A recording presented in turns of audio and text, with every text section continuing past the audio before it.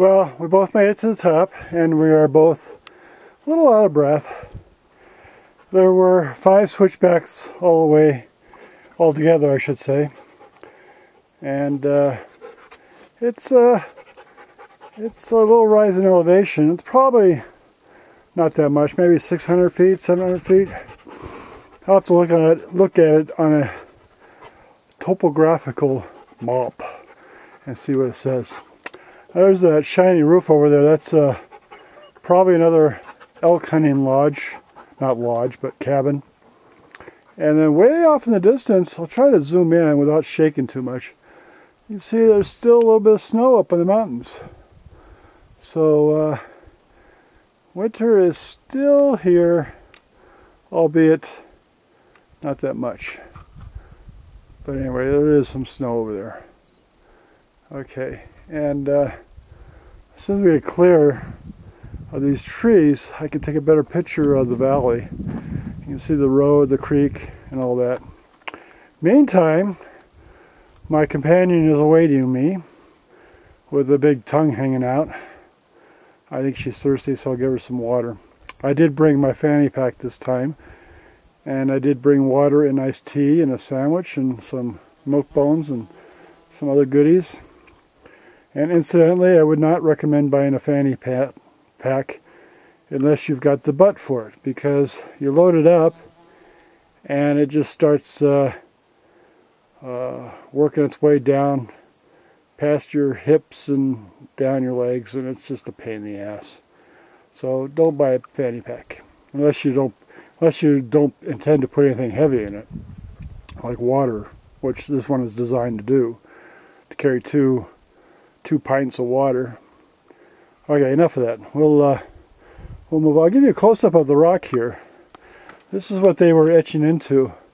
This is not as dark as what we will see. Well, here's some that's dark. Now, this could be a snake. Here. I don't know what it is. I don't know what this is either. Now, people have the argument that why is it okay for these people, 800, 1500 years ago, whatever. Oh, we have a wasp nest. Great, we're leaving. Anyway, why is it okay for these people of hundreds of years ago to etch in the rock, but today's modern man cannot do that? It's a couple of fines, trespassing, violating historical artifacts, so forth and so on. And my argument, of course, is back then this is all one of very few forms of communication that they had. Whereas today we have multiple forms or methods of communicating with one another. So back then they had verbal communication, obviously, some writing, painting, which was called petroglyphs, and oh no, these are petroglyphs, and those were now I'm mixed up. Petroglyphs and I can't remember. Sorry. I'll have to look it up when we get back. But anyway, so they were very limited as to forms of communication. Well, now here's something interesting. As we follow the dog along the trail, up in the crevice up here are some little flowers growing. I guess they got some water from the recent rain, and let's see how close we can get. There we go. That's the best I can do. I'm not going to try it closer. Okay. So that's my argument against people carving into rock today. Is first of all, there's no need, and secondly, nothing they could carve into the rock will improve the rock's appearance. So leave it alone. Okay, we're going to have to get off the trail here and go take a closer look at these. Because these are not as well pronounced as the ones down at Sand Island. They were quite visible from a distance. These you got to get really up close because they are, I guess they're kind of worn out from the weathered out, I should say. But you can sort of see them. And you know, here's some very light rock. This has recently been broken off. I sure would like to get on top, but not sure how. Okay. Again, here's some more over here. So we have to leave the trail and get a closer look. I think I got some still pictures of these, but I don't remember because, you know, it was just the first time up here. And of course, you know, you wonder, what are they saying? What are they trying to communicate?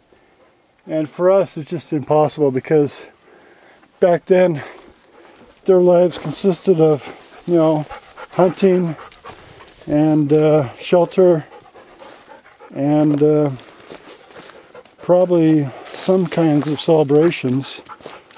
Very similar to ours, but ours has gotten much more complicated. Whereas theirs was a very simple lifestyle.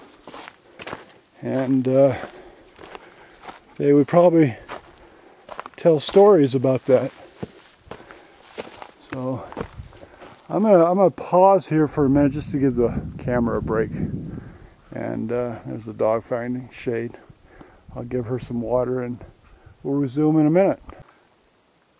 Okay, here's another example. This looks like could be a hunter with a bow or a spear or something. It's, you know, difficult to make out. So, and then over here, oh shit, damn it. Okay, almost had a little fall. Couldn't see the rocks because of the grass. Anyway, again, these are, pushed the wrong button there. These are a little worn out, so, or weathered, I keep going to say. So then we have a little lichen here. You can see that. Alright, and then the dog in the shade, or the shady dog. Okay, here's something I'm not sure how recent this is. It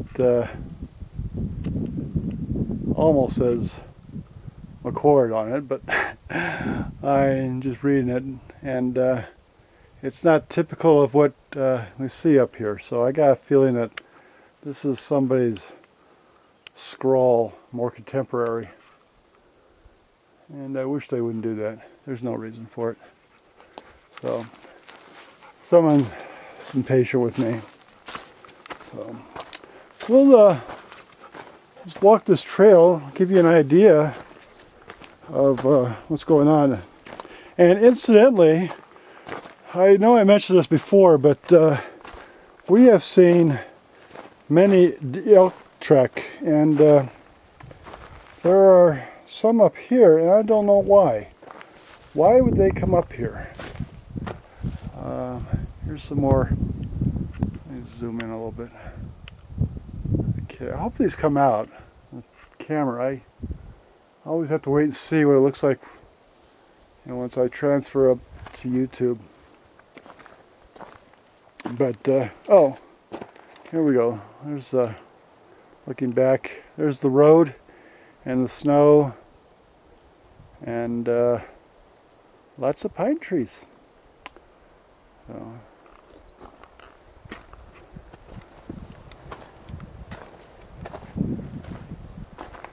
all right, so I'm gonna walk the trail here a little bit. Try to keep it as steady as I can. Looking to see. Okay, there's some idiot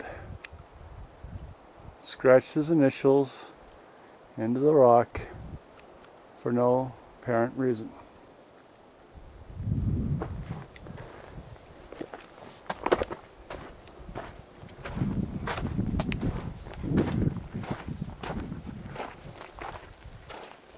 All right, here's a good example of a cluster of let's see if I can get of petroglyphs. If I could hold still, it'd be great. Okay, there we go. Back out a little bit. All right. I believe this is the end of the little carvings, sketches, whatever you want to call them. So, I have not found a safe way to get up and around this cliff, so for both of us. We'll continue down the trail and see, but so far it's well, it's all rock straight up, well, almost straight up, and I don't think the dog could do that. She might think so. This was a longer walk than I had thought, and I'll show you why in a minute. But we have reached the other side, and I need to move a little bit so I can show you. I think I find the motorhome, which is right in there.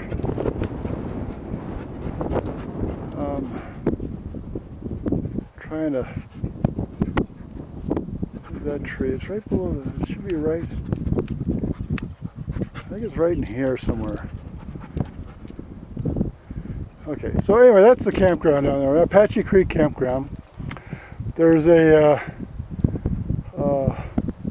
ranch right here, which is active. I've seen the guys drive in and out several times. There's our little no-name creek,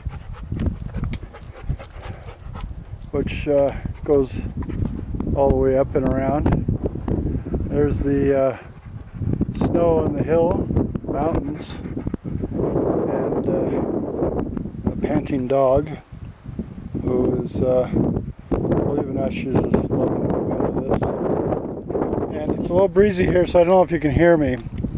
I will move the camera a little closer to me and try to take a decent picture. Okay, let me turn around and I'll show you the way we came. And it's we crossed two plateaus, I guess, if you will. The first one was quite long, and then the second one about half as much. So you can see this line of trees divides, it's not really a line, but it's sort of a line, divides the two sections. And this is a pain in the ass to cross. I mean, I've got to invest in some decent boots, because if you look at the ground, it's just made up of small rocks, and it's got lichen on them, so it blends in with the grass, and you have to watch every step because they're irregular shaped rocks, which rocks are, but they you don't step correctly, you're gonna end up breaking your ankle. So I'd rather spend, you know, $60 on a decent pair of boots than a couple $1,000 on a hospital bill. Okay, we are going to go back. So we're heading back, and hopefully we can find a little trail that gets us down again. Because I am not going to try to forage a trail down this side, or cut a trail, or however, whatever the word is. It's not forage. Forage is looking for food. Trailblazing, I guess, would be the more proper way of saying things. So off we go.